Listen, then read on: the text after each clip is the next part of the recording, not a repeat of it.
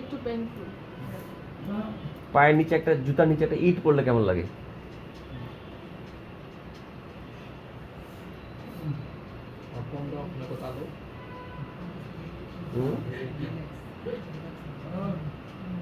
বেশি খারাপ লাগলে বলো।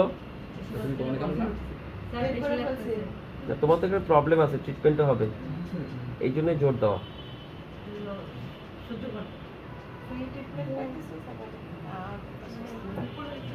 আর আসবে না পেইন।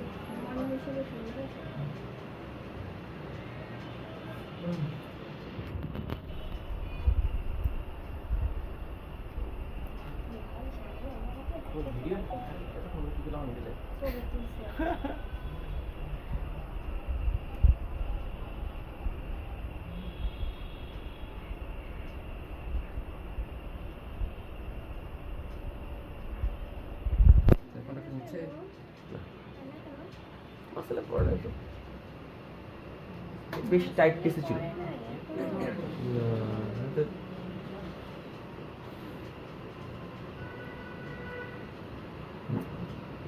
এটা ফাঁসার দিকেই ছিল, বেশি টাইট স্ট্রাকচারে ছিল।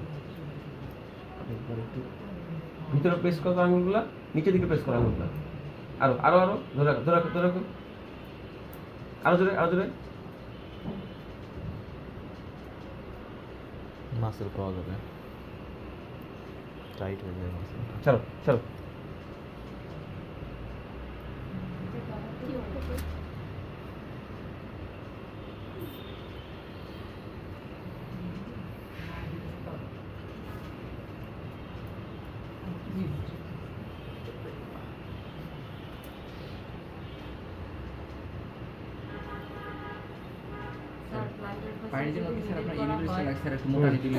স্যার যাবে ওই জায়গায় বলবেন, আরো কষ্ট হবে। বলো বলো, প্লান্টার ভাষায় নিডেল করা হলে স্যার এটা তো পেইনফুল এরিয়া। আবার হচ্ছে পেশেন্ট নিডেলের পরে আমরা তো গতকালকে জানলাম যে আমরা হট কম্প্রেশন দিব, দিলাম, তারপরে সে হাড্ডি কি করবে? কষ্ট হবে না? না, কষ্ট মেনে নিতে পেইন হবে। চলে যাবে একটা পেইন থাকতে পারে নিজে। হালকা। আমার যখন করা ছিল মানে অলমোস্ট হাফ ডে, তারপরে না পেইন থাকবে না। থাকতেই পারে, ওটা মেনে নিয়েই তো করতেছি আমরা। আর উনিও তো সেই পেইনটা নিয়েই এতদিন না, করছেন। তো এটা স্যার যেই না, আমরা পাচ্ছি না, আপনার কোনো দরকার নাই। করেই আছে। তো আমরা ট্রিগার পয়েন্ট মাসেল স্টিমুলেশন পাবো তাই না, তো হয়তো আমরা রিডিং করতে যে কোয়াড্রেটাস প্লান্টিও করতেছি, সাম প্লান্ট অফ প্লান্টার ভাষাও করতেছি, ইটস ওকে।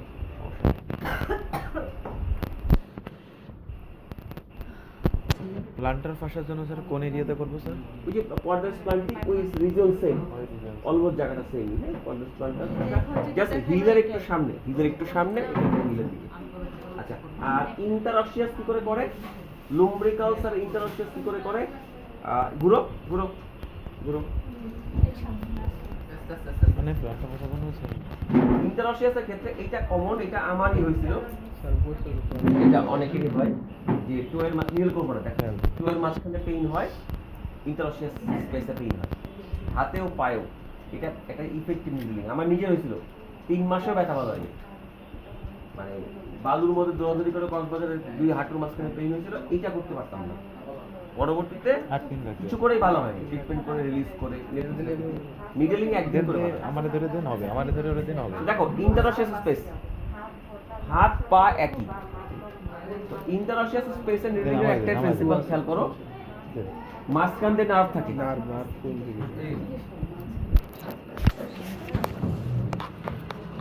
ইন্টারঅসিয়াস স্পেসের ক্ষেত্রে যেটা আমরা করব, আমরা কখনোই সোজা যাব না,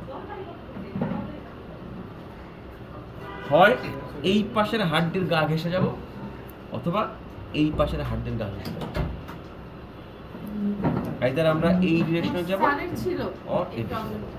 জি ম্যাম স্যার। একদিন করে ভয়ঙ্কর ব্যথা হয়েছে, রাত্রেবেলা ঘুমায় গেছি, ঘুম থেকে উঠা- সকালবেলা ব্যথা নেই। হ্যাঁ, মানে একদিন ছিল না পেরিয়ড না, সারা ইন্টারঅসিয়াস রাত ভয়ঙ্কর ব্যথা ছিল, সকাল থেকে উঠে কোনো পেইন নেই, ওই যে গেল তো গেল। হ্যাঁ, এই যে এদিক থেকে এইটা বরাবর ও শুয়ের প্রবলেম ছিল আসলে। শুয়ে বলবে না, ওরা আমার ওই যে কক্সবাজারের যে বালুর মধ্যে ও হ্যাঁ। দাপাদাপি করে পেরেছি। হ্যাঁ।